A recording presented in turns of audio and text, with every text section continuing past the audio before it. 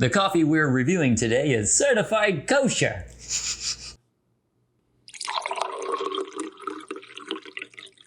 Today we are reviewing Whole Foods Market 365 Buzz-Free Organic Decaf Full City Roast. That's a mouthful. Yeah, it is. Hopefully I said it all right. It's got the 365 above the Whole Foods, so maybe it's 365 Whole Foods Market. Right. I don't know.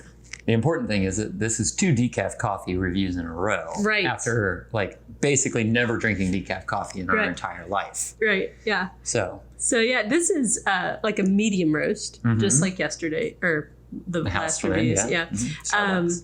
And it's certified USDA organic and fair trade certified, which again, we have our doubts about. There's we'll put a link to this video. His name is Peter Griffiths, not Peter Griffin, Peter Griffiths. And he talks about how fair trade is not really fair. It's good for the coffee companies, but not really for the farmers. Right, yeah. So, which is kind of my suspicion, because it's like, well, we still have a lot of really poor farmers. Right. A lot of rich coffee companies. Yeah. I mean, this is owned by Amazon, right? I mean, Whole Foods, yeah. Amazon owns Whole Foods. So this is pre-ground.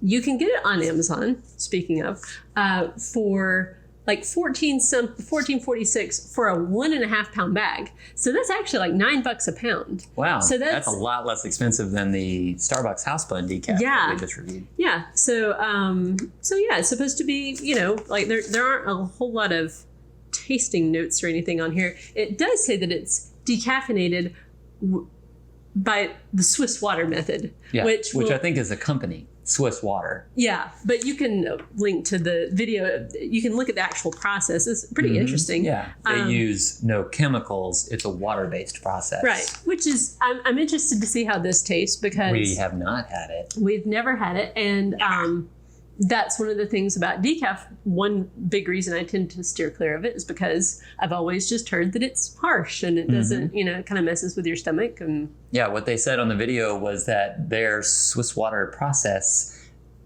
is not supposed to take any of the taste away from the coffee. Right. It tastes like coffee. Right. So we'll see. I don't remember if that Starbucks house blend said it was Swiss water. I don't think it did. Yeah, I didn't notice it on there. Yeah. It was an Allegro coffee video that I was watching about the Swiss water process. Yeah, there are no notes on here about what should you taste. Yeah, it doesn't. Tell me what to think. It doesn't smell different.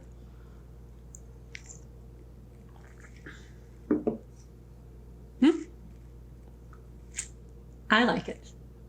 Do you like it? I really like this. Yeah, it's good. There is is that a nuttiness? Yeah, and I think it's better than the Starbucks. I think I like it a little bit better. I think you do too. No, I think I do as well. Yeah, like it does taste more like coffee. So this one doesn't have like the cocoa-y thing. No. It's got more of a nutty, which I do like. I would say this one has a cleaner kind of taste. Like the other one, now that I'm tasting this one, that is the Swiss water. Yeah, maybe or the marketing. Maybe it is. We were won over by the Swiss water marketing. We shouldn't have watched that. We shouldn't have, but we're humans. We're fallible.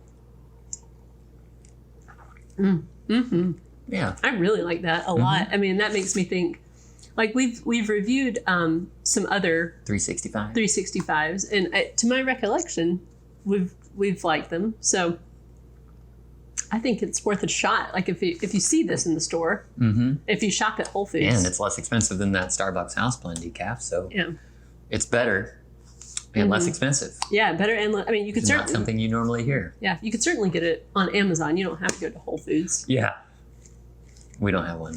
We don't have one, and even if we did, we wouldn't be going to it. No. It's a little bit rough on the budget. As exampled by, we got this one for $1.75 at our overstocked. Yeah. Thrift store, consignment shop. Connection. It's a guy. It's his car. It's not a car. It's his trunk. No, it's by a river. It's a place with booths. It's fine. With booze. Not booths. Booths. Booths. Not like you sit in a booth at a pizza joint. No. But booths. Like somebody pays for a booth every month, and they have their little knickknacks and overstock coffee.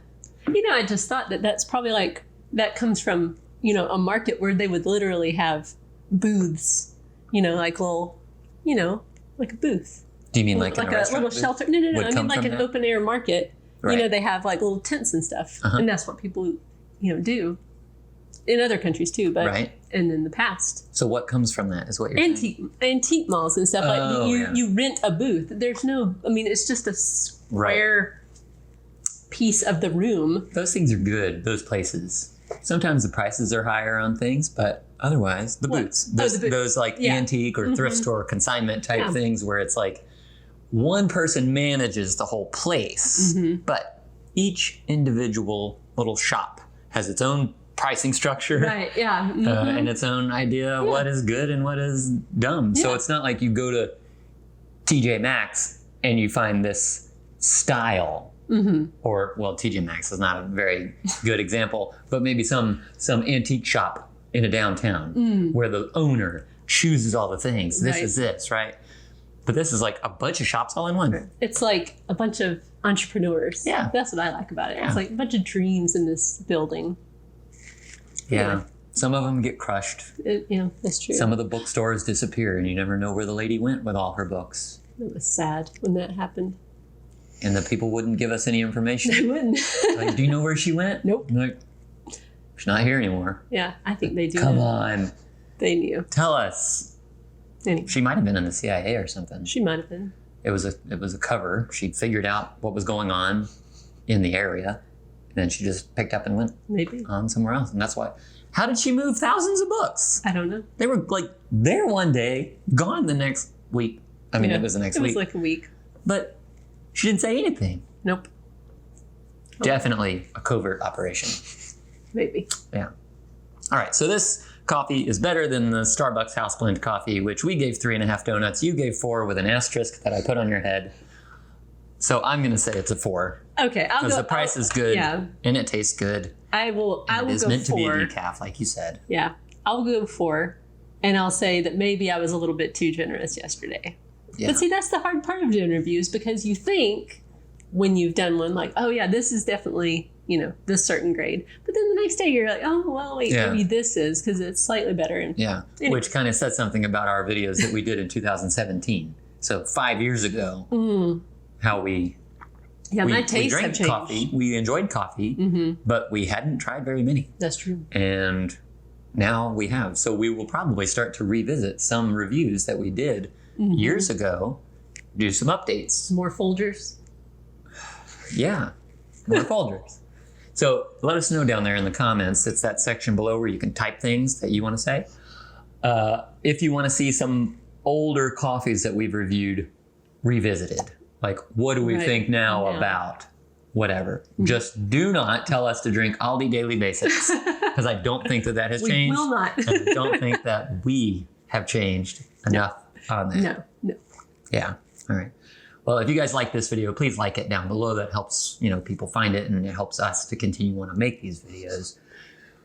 And thank you for joining us. And until next time, keep grinding.